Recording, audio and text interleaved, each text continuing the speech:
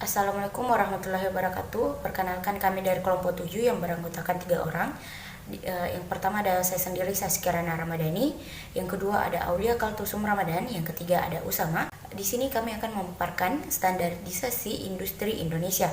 Di sini saya akan bahas dari slide pertama hingga slide ke-15, di mana kita harus terlebih dahulu membahas pengertian standarisasi industri, yang dimana standarisasi industri Indonesia adalah mutu produk hasil industri Indonesia yang diterapkan atas dasar keputusan Menteri Industri nomor 210 tahun 1979 tentang penetapan kembali standarisasi industri, dan surat keputusan Menteri Perindustrian nomor 130 tahun 1980 tentang petunjuk pelaksanaan tanda-tanda standarisasi industri Indonesia.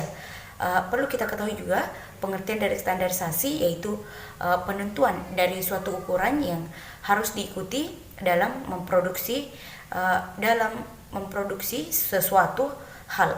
Standarisasi juga bisa sebagai proses pembuatan membentuk standar atau standar sendiri, memiliki pengertian sebagai sebuah aturan yang biasanya digunakan yang bersifat wajib. Untuk itu, standarisasi bisa dikatakan merupakan suatu proses dari sebuah pembentukan standar teknis yang nantinya akan dijadikan sebagai acuan atau cara uji standar definisi, standar spesifikasi, sekaligus prosedur standar atau praktik dan lain sebagainya.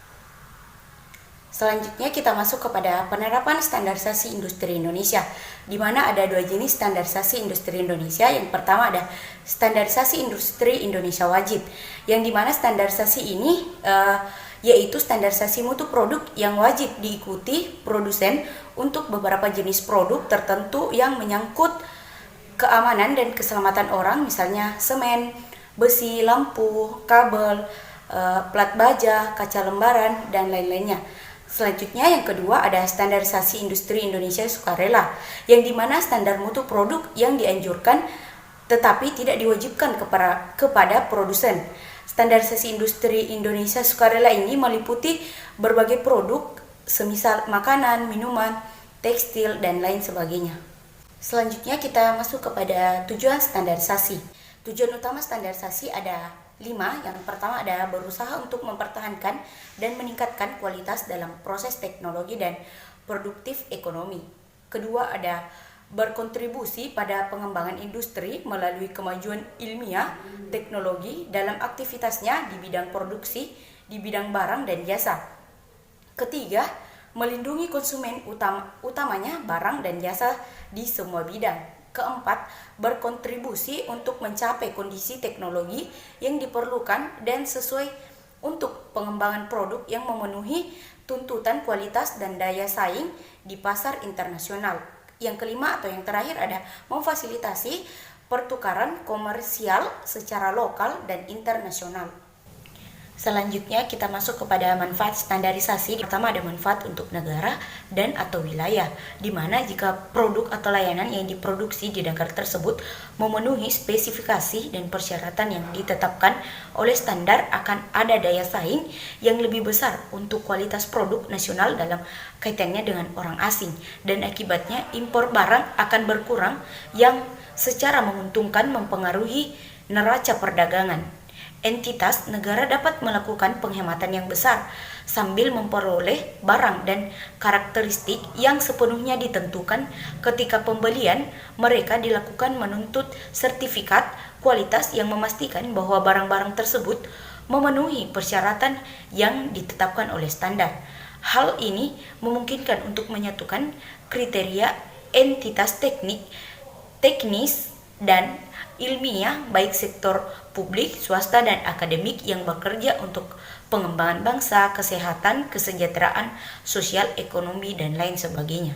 Yang kedua, manfaat untuk industri. Produksi barang-barang terstandarisasi di bawah kontrol kualitas yang ketat berarti ekonomi bagi perusahaan, karena operasi mereka disederhanakan dan pemrosesan ulang dihindari. Selanjutnya, kontrol yang lebih besar dari proses produksi, bahan, dan tenaga kerja dicapai dengan mengurangi biaya produksi. produksi ekspor dapat dijamin oleh standar kualitas yang mendukung penerimaan mereka di pasar luar negeri, mengurangi dan membuat prosedur regulasi lebih sederhana. Selanjutnya, manfaat standarisasi yang ketiga atau yang terakhir, manfaatnya untuk pengguna dan konsumen, di mana kesehatan dan keselamatan pengguna dan konsumen dijamin ketika produk tersebut memenuhi persyaratan yang ditetapkan oleh standar. Ini memberi konsumen kemungkinan untuk memilih berdasarkan kualitas dan harga, menentukan dengan pasti apa yang dia inginkan dan bagaimana dia dapat menggunakannya. Selanjutnya kita masuk kepada manfaat penerapan standarisasi industri Indonesia, di mana manfaat penerapan ini dibagi lagi menjadi 3. Yang pertama ada manfaat standarisasi industri Indonesia bagi produsen, di mana yang pertama perencanaan dan pengembangan produk lebih mudah, terarah dan efektif. Yang kedua, pengawasan mutu lebih mudah. Yang ketiga, karena bahan baku juga standar, proses produksi lebih efisien. Dan yang terakhir, mutu produk lebih terjamin dan terpercaya sehingga lebih mudah memasarkan ke dalam dan luar negeri. Yang kedua, manfaat standarisasi industri Indonesia bagi konsumen, di mana di sini yang pertama konsumen tahu dengan pasti mutu produk yang dibelinya. Yang kedua, mempermudah konsumen membeli produk. Yang ketiga, keamanan dan keselamatan pemakai produk lebih terjamin. Itulah tadi pemaparan materi yang saya paparkan dari slide pertama hingga slide ke-15. Sekian dari saya. Wassalamualaikum warahmatullahi wabarakatuh. Perkenalkan, nama saya Usama. Saya akan melanjutkan materi slide 16 sampai 21. Manfaat standarisasi industri Indonesia bagi pemerintah. A. Manfaat standarisasi industri Indonesia bagi pemerintah. B. Usaha pembinaan industri ke kondisi usaha yang lebih sehat, mudah dilaksanakan. C. Mendorong peningkatan ekspor hasil industri. Pengertian standarisasi produk. Standarisasi produk adalah penentuan batas-batas dasar dalam bentuk spesifikasi barang-barang hasil dari manufaktur. Biasanya orang juga menyebut dengan istilah normalisasi. Peningkatan mutu produk. Standarisasi produk barang sangat penting dalam memperdagangkan global. Kebijakan untuk memperketat standar itu perlu dilakukan karena banyaknya kita temukan produk-produk barang dengan tingkat keamanan yang rendah. Misalnya pada produk makanan, minuman, obat-obatan, kosmetik atau yang lainnya. Pada dasarnya, berstandarisasi itu berfungsi untuk membantu menjabatani antara kepentingan konsumen dengan kepentingan pelaku usaha atau produsen. Karena dengan cara menetapkan standar produk yang tepat, hal ini dapat menaruhi kepentingan dan mencerminkan apresiasi dari kedua belah pihak. Barang yang tidak memenuhi syarat mutu dapat menimbulkan kerugian pada konsumen, terlebih bila produk tersebut berupa makanan atau minuman akan dapat membahayakan kesehatan pada konsumen. Oleh karena itu, dalam rangka untuk memasuki pasar bebas dibutuhkan adanya kesiapan terhadap produk-produk domestik. Dan salah satu cara untuk melindungi produk domestik agar dapat bersaing dari sebuah produk-produk impor adalah memperketat berlakunya standarisasi produk atau adanya penetapan standarisasi produk Indonesia.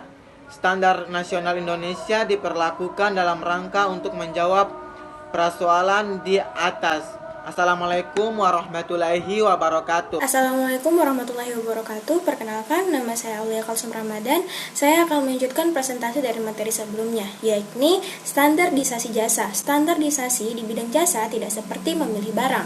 Konsumen lebih sulit menentukan jenis jasa yang dibutuhkan akibat dari sedikitnya standar yang diperuntukkan bagi berbagai jenis jasa yang ditawarkan. Persaingan sektor dari tahun ke tahun menunjukkan persaingan yang kian intensif dan ketat. Berbagai jenis pelayanan jasa yang inovatif dikembangkan oleh para penyedia jasa untuk ditawarkan kepada konsumen. Apalagi didukung oleh kemajuan teknologi, utamanya yaitu teknologi komunikasi dan informasi.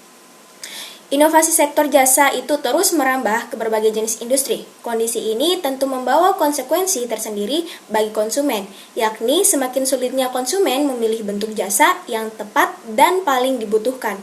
Harus diakui, Menetapkan standar di bidang jasa jauh lebih sulit dibandingkan standar untuk barang, karena produk di bidang jasa bersifat tidak kasat mata. Berikutnya yakni perlunya standarisasi. Setidaknya ada 3 alasan penting untuk menandaskan perlunya standarisasi di bidang jasa, yakni yang pertama memiliki kontribusi terhadap perekonomian, yang kedua kurang adanya regulasi, dan yang ketiga untuk memperlancar jasa secara lintas negara. Berikutnya, aspek-aspek yang perlu distandarisasi jasa. Ada 5 aspek penting yang menjadi dasar standarisasi jasa.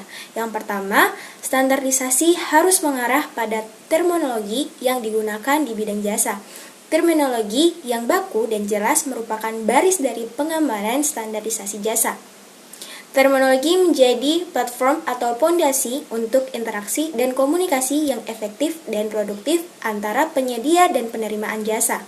Yang kedua, kualifikasi SDM menjadi objek kunci dari standarisasi bidang jasa. Di sini, fokus standarisasi berkaitan dengan kompetensi SDM. Kualitas output jasa sangat bergantung pada kualifikasi atau kompetensi sumber daya yang dimiliki. Yang ketiga, standarisasi yang terkait dengan sistem teknis yang berkaitan pula dengan pelayanan jasa yang diberikan. Dengan standar dalam sistem teknis ini, dimungkinkan dilakukannya kesinambungan antar satu sistem dengan sistem yang lainnya.